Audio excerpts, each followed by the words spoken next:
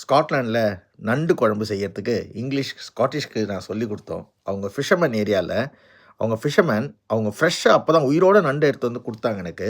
நாங்கள் கேம்பர் வேனில் போனோன்னா பார்க் பண்ணியிருந்தோம். அவங்க லைவாக பார்க்கணும் நாங்கள் சமைக்கிறத. நான் அவங்களுக்கு சொல்லி கொடுத்துட்ருந்தேன் நண்டு குழம்பு.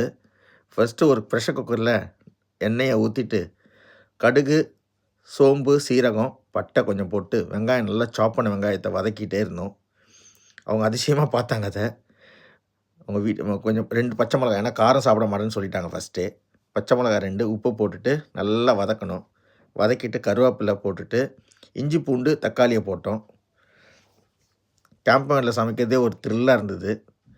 இஞ்சி பூண்டு தக்காளியை போட்டு வதக்கிட்டு சில்லி அதுக்குள்ளே கையை காலெலாம் உடச்சா, அதில் இருக்க கால்லாம் நல்லா இருக்காது, வாடை வரும்னு சொன்னான். அதனால் அந்த காடை அவர் கழுவி கொடுத்து மறுபடியும் கழுவுனா. இப்போ கொஞ்சமாக மஞ்சத்தூள் நிறைய போட்டுக்கணும்,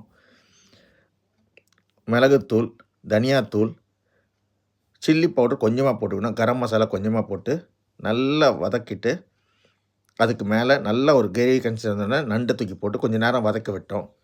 வதக்க விட்டுட்டு ப்ரெஷர் குக்கரில் மூடிட்டு ஒரு விசில் வச்சுட்டு எடுத்துட்டு இந்த கிரேவி கன்சிஸ்டன்சியில் பாலை ஊற்றிட்டு தேங்காய் பால் எடுத்து போயிருந்தோம். தேங்காய் பாலை ஊற்றி அவங்களுக்கு ஸ்பைஸாக இருக்கக்கூடாது, தேங்காய் பாலை ஊற்றி நல்லா கிரேவி கன்சிஸ்டன்சியில் கொதிக்க வச்சு சூப்பரான நண்டு குழம்பு அவங்களுக்கு கொடுத்தோம். என்ஜாய் பண்ணாங்க.